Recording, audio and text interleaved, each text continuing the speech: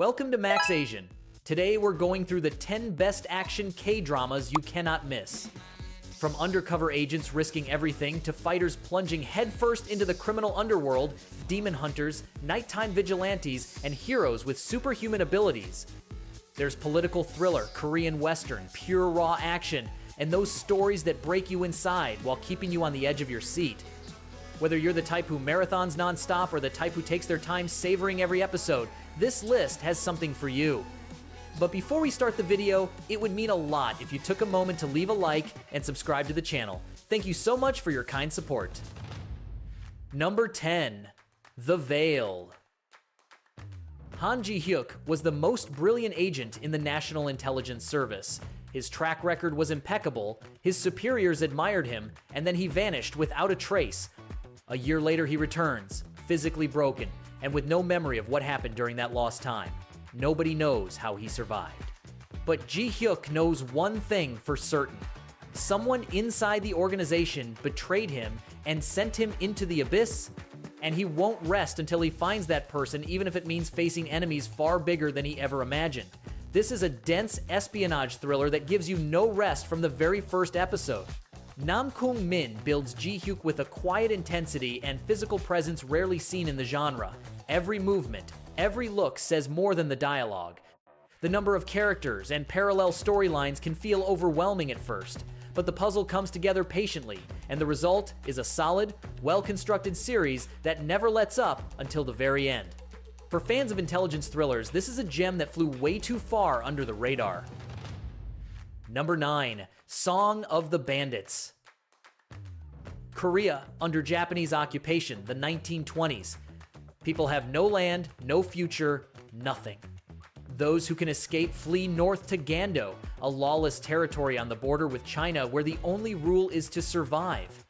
A former Japanese army soldier leaves everything behind and crosses that border searching for someone from his past, not knowing that his path will lead him straight to a group of Korean rebels who simply refuse to surrender to anyone or anything. What starts as a personal search ends up becoming a fight for the dignity of an entire people. The production has a cinematic scale rarely seen in a streaming series. The period setting is obsessive, the locations are spectacular, and the action sequences are choreographed with film-quality precision. The main romance doesn't fully convince, and the ending leaves you wanting more. But the complete experience is so intense and so well constructed that you'll end up desperately wanting a second season. If you're a fan of the American Western, here is its Korean counterpart. Number 8. Vigilante. What happens when the law protects the guilty more than the victims? That question is the engine of this series. Kim Ji-young is the model student at the police academy by day, but when night falls, he becomes a vigilante who goes out to punish criminals that received ridiculous sentences and went back to their lives as if nothing happened. Rapists, murderers, abusers, the system let walk free. His actions attract the attention of an investigation team that launches an operation to catch him, and also a journalist following his every move with her own agenda. The series hits hard because it touches something that feels real, that collective frustration with a system that so often fails the people who need it most. Nam Ji-hyuk surprises in a role completely unlike anything he had done before. Dark, restrained, believable. In 8 episodes, it builds a story with its own rhythm without stretching further than necessary, though the third act loses some of the force of a truly devastating opening. Even so, this is one of those dramas that stays with you long after you finish it. Number 7. The Uncanny Counter. Someone has a physical disability, goes to high school, and leads a quiet life, until out of nowhere he ends up recruited by a group of demon hunters disguised as noodle restaurant employees. The counters track and eliminate evil spirits that escaped from the afterlife to possess human bodies, and each one has special abilities.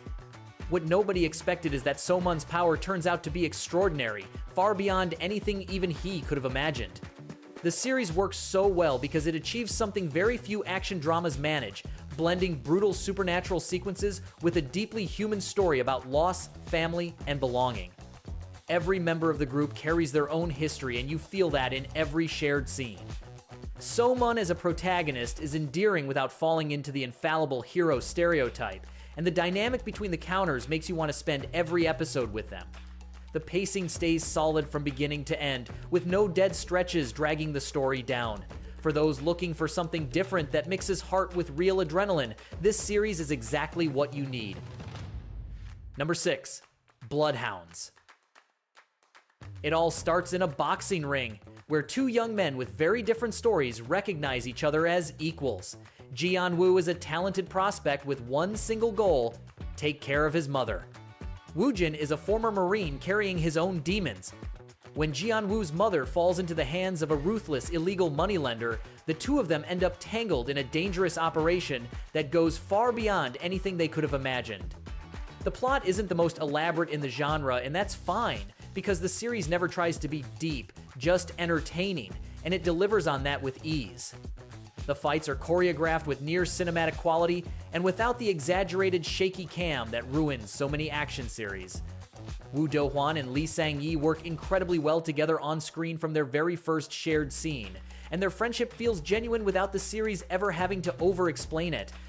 There are some pretty brutal moments that may catch you off guard, but the pacing never drops. 8 episodes that fly by and leave you wanting more. Number 5. The K2. On a mission in Iraq, everything goes wrong, and a former mercenary ends up accused of murdering his own girlfriend. A fugitive, nameless and with nothing left to lose, he returns to Korea and ends up hired by the most dangerous woman in Korean politics to protect. Go, Anna! A presidential candidate's illegitimate and hidden daughter who has spent years locked away from the world. Protecting her is the mission. Getting revenge on the people who destroyed his life is the real objective. The series goes beyond action and blends political intrigue with a romance that builds slowly but with a tension you feel in every single scene. Ji Chang-wook is at his very best here, building a hero who is just as lethal as he is vulnerable, and every combat sequence, incorporating sistema, taekwondo, and jiu-jitsu in a completely natural way, is of a quality rarely seen in a television series. The pacing loses some momentum in the second half, and some of the political twists get more complicated than necessary, but the first part is so addictive that by then, you're already completely hooked. Number 4. My Name. Yoon Ji-woo is 17 years old when she watches her father get murdered right in front of her. Nobody gives her answers, the police do nothing, and the only person with real power to find out the truth is Choi Moo-jin, the crime boss who was her father's closest friend. Ji-woo makes a decision that will change everything. She gives herself to Moo-jin, trains under his command for years, and infiltrates the police force as an undercover agent with one single mission. What she doesn't know is that every answer she uncovers comes with a new question that is even darker and more dangerous. Han So-hee transforms radically in this role and delivers a physically devastating performance with raw and brutal fight scenes that feel completely real.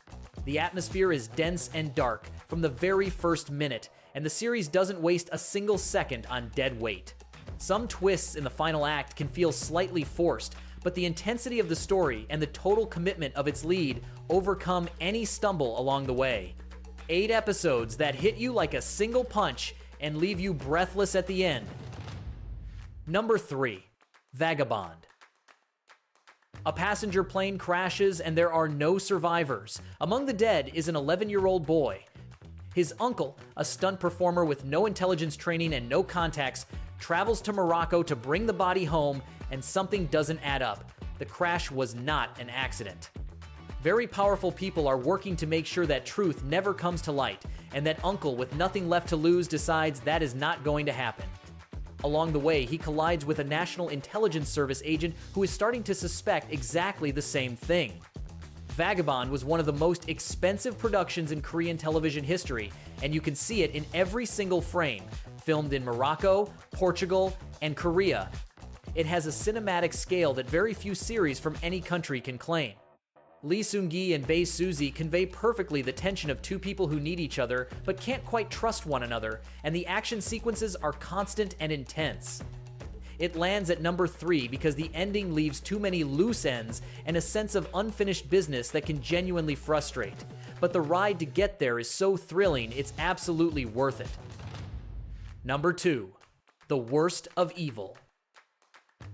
Seoul, 1995. Drug trafficking between Korea, China, and Japan is growing out of control, and nobody can stop it.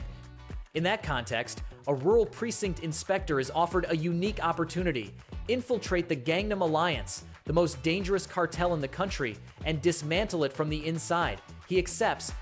What he doesn't know is that his own wife, also a police officer, is investigating the same case from a completely different angle, and that the cartel boss has a history with her that he knows nothing about. Every day he spends inside, the line between who he is and who he's pretending to be fades a little more, and it changes everything. The 1990s setting is built with an obsessive attention to detail. The colors, the music, the spaces, everything is designed to pull you straight into that era. Ji Chang-wook delivers the best performance of his career here, and Lee Ha-jun matches him in every scene with equal intensity. The action sequences are among the most impressive the Korean crime genre has ever produced, and the tension never drops for a single moment. It misses the top spot by the thinnest of margins. Number 1. Moving. Kim Bong-seok looks like any other student. Quiet, shy, he tries to go unnoticed in the hallways of his school. But Bong-seok can fly, and he has spent his entire life hiding it. Jang Hee-soo has impossible reflexes and recovers from injuries in seconds without anyone noticing. Neither of them talks about what they are, because they both know exactly what it costs to be different. What they don't know is that their parents, in another time, already lived through that same nightmare, and that there are organizations with decades of patience waiting for the right moment to find them. Moving tops this list because it achieves something very few series ever manage, being both a spectacular superhero story and a deeply human story about the secrets parents carry out of love and the weight that places on their children. It opens by building its characters with a patience that is almost unheard of today, and when it finally explodes into action, it does so with a spectacle that very few productions from any country can match. The cast is outstanding from beginning to end. It became a phenomenon for very specific reasons, and watching it confirms every single one of them. And that's it for today. 10 Korean action series that prove why the genre has no equal. From the historical western to the 90s noir, through nighttime vigilantes and families with superhuman powers, each one has something unique to offer. Let me know in the comments which ones you've already seen, which ones are still on your list, and whether you think any were missing. Thank you for sticking with me through this video, and I'll see you in the next one.